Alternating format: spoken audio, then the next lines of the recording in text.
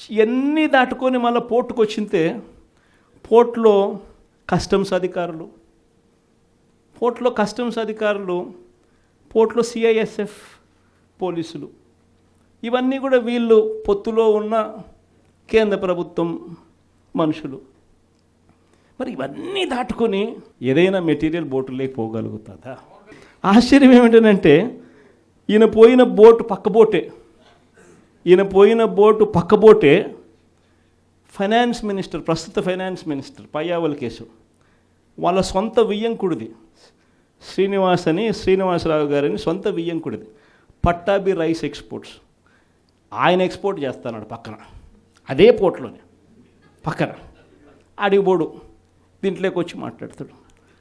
నాకు ఆశ్చర్యం అనిపించింది, అసలు ఏందిరా నాయన ఇది, ఎవరు ప్రభుత్వంలో ఉన్నాము, ఎవడు చేస్తూ ఉన్నాడు అని చెప్పి.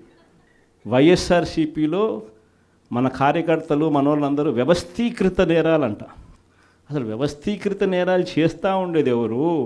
చేస్తూ ఉండేది వాళ్ళు, చేసింది వాళ్ళు, మన మీద ఏళ్ళెత్తి చూపిస్తూ ఉండరు.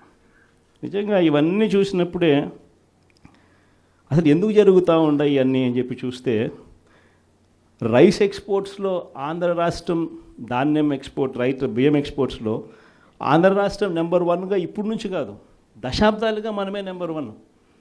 తెలంగాణ నుంచి బియ్యం మన దగ్గరికే వస్తుంది, ఆంధ్ర నుంచి రైతులు పండించిన బియ్యాన్ని ఇక్కడి నుంచి ఎక్స్పోర్ట్ చేస్తారు. అదే తప్పేం కాదు, ఎప్పటి నుంచో దశాబ్దాలుగా జరుగుతూ ఉంది. ఆంధ్రాలో రైస్ ఎక్స్పోర్ట్స్ నెంబర్ 1. అందులో ఈ పయ్యావుల కేశవ్ వాళ్ళ వియంకుడు, ఈ పట్టాభి రైట్ ఎక్స్పోర్ట్స్, ఈయన ఆంధ్రాలో నెంబర్ 1. ఇది నిజంగా ఇది కొత్త ఏం కాదు. ఎందుకనంటే ఇది ఎప్పటి నుంచో జరుగుతూ ఉండేది. బియ్యం అనే రైతులు పండిస్తూ ఉన్నారు, రైతులకు గిట్టుబాటు ధర రావాలి, రైతులకు మంచి రేటు రావాలి అని అంటే ఎక్స్ట్రా పండించిందంతా రైతులు ఎక్స్పోర్ట్ చేసుకుంటూ ఉండే సాంప్రదాయం ఎప్పటి నుంచో జరుగుతూ ఉంది. అయితే దీన్ని ఎలా ట్విస్ట్ చేస్తూ ఉన్నారు అనేది ఇప్పుడు ఆశ్చర్యం. మన ప్రభుత్వంలో డీలర్ల వ్యవస్థను మనం పక్కన పెట్టి ఇంటి వద్దకే బియ్యం సప్లై కింద మనం MDUs తీసుకొచ్చి, మొబైల్ డిస్పెన్సింగ్ యూనిట్లను తీసుకొచ్చి ఇంటి వద్దకే బియ్యం సప్లై తీసుకుపోయినాం. మొట్టమొదటిసారిగా మనం బియ్యం క్వాలిటీని పెంచినాం, మధ్యస్థు సన్నకార బియ్యం ప్రమోట్ చేసినాం, ఇవ్వడం, స్వర్ణ బియ్యం అని తీసుకొచ్చి సాటెక్స్ చేసి 800 కోట్ల సంవత్సరానికి అదనపుగా ఖర్చు పెట్టి బియ్యంలో నూకల శాతం తగ్గించి సాటెక్స్ చేసి ప్రజలకు మంచి బియ్యం, తినగలిగిన బియ్యం ఇస్తే వాళ్ళు ఎదురు అమ్ముకునే పరిస్థితి ఉండదు అని చెప్పి దానికి ఫుల్ స్టాప్ పెట్టే కార్యక్రమం చేసింది ఎప్పుడైనా జరిగింది అంటే అది ఒక్క వైఎస్ఆర్సీపీ ప్రభుత్వ హయాంలోనే జరిగింది. ఈరోజు వీళ్ళు ఏం చేస్తూ ఉంటారు? ఈరోజు ఒక పద్ధతి ప్రకారం ఫస్ట్ ఇంటి వద్దకే బియ్యం ఆపేసినారు. వాళ్ళకి ఇచ్చే బియ్యం ఇంతకుముందు మనం సాటెక్స్ చేసి మంచి క్వాలిటీ బియ్యం మనం ఇస్తూ ఉంటే, మధ్యస్థు సన్నకార బియ్యం సాటెక్స్ చేసి మనం ఇస్తూ ఉంటే ఈరోజు లేదు. ఈరోజు నిర్వీర్యం చేశారు. చేసి వీళ్ళు ఇవన్నీ చేస్తూ ఉండి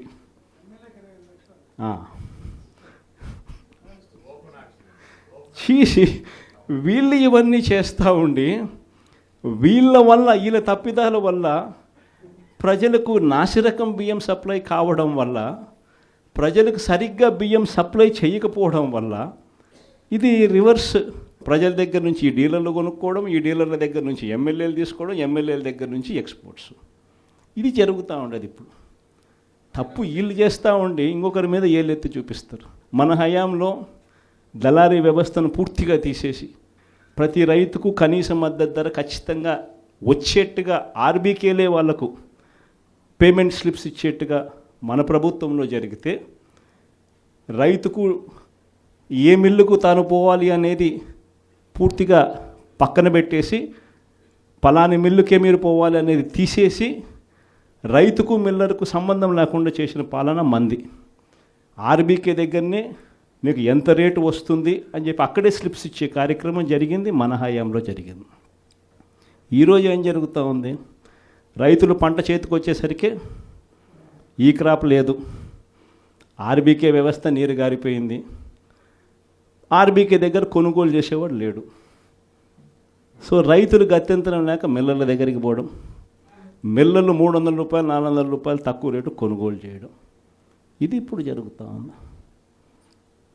అన్ని రకాలుగా సర్వనాశనం చేస్తూ ఉన్న ఈ పరిస్థితుల మధ్య, ఈ డైవర్షన్ పాలిటిక్స్ మధ్య ఈరోజు మనం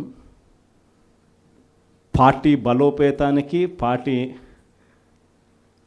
బలోపేతంతో పాటు ప్రజల తరపున మనం నిలబడడానికి ఏ రకమైన ఉద్యమం చేయాలి, ఎలా ఉద్యమాలు చేయాలి అని చెప్పి ఆలోచన చేయడానికి మనం అంతా కూడా ఈరోజు సన్నద్ధమైనాం.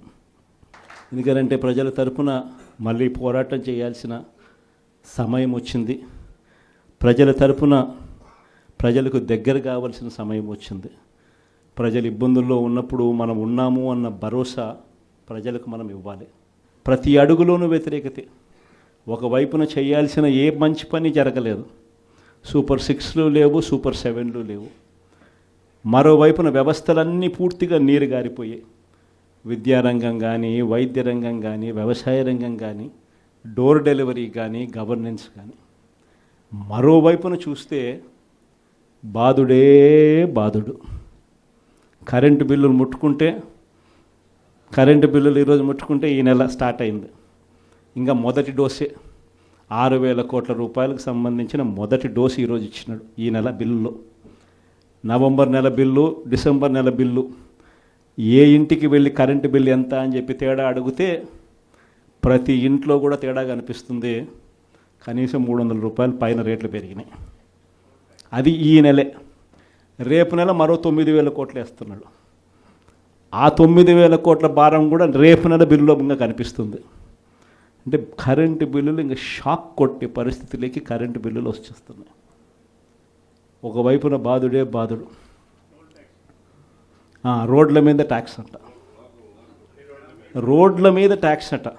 ఆశ్చర్య కలిగించే విషయం ఏంటంటే, రోడ్లు బాగు చేయడం కోసం రోడ్ల మీద ట్యాక్సులు వేసే కార్యక్రమం నేషనల్ హైవేస్ మీద మనం అంతో ఇంతో చూసినాం. కానీ గ్రామీణ రోడ్ల మీద కూడా రోడ్లు బాగు చేయడం కోసం రోడ్ల మీద ట్యాక్సులు వేసే బాధుడే బాధుడు కార్యక్రమానికి చంద్రబాబు నాయుడు గారు శ్రీకారం చుడతా ఉన్నారు.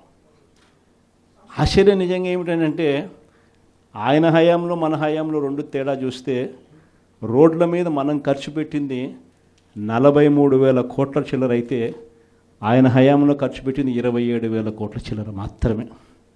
అక్కడ కూడా మనమే ఇన్ని సంక్షేమ పథకాలు చేస్తూ కూడా అక్కడ కూడా మనమే ఎక్కువ ఖర్చు పెట్టాం.